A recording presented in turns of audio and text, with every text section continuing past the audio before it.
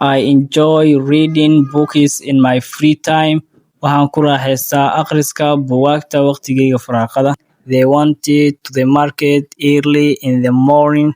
Waxay subaxdii hore u tagaan suuqa. She is learning English to improve her career. Waxay baranaysaa English si ay shaqadeeda u horumariso. Can you help me with this assignment? Ma iga caawin kartaa hawshan?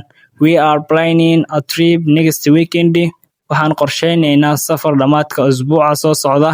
I have never visited that city before.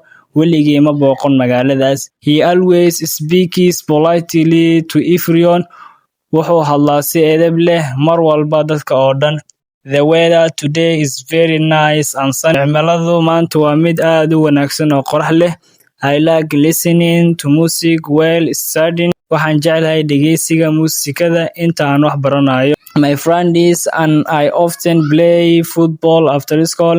Aniga asxaabteyda waxaan badanaa ciyaarnaa kubadda cagta kadib iskoolka. She usually drinks tea in morning. Waxay caadi ahaan cabtaa shaah subaxdii. I need to finish my homework before dinner.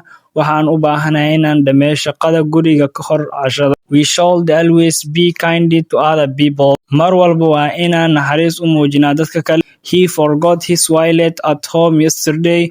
Wuxuu hilmaamay boorsidiisa guriga shalay. I am trying to learn new words every day. Waxaan isku dayaa inaan barto ereyo cusub maalin kasta.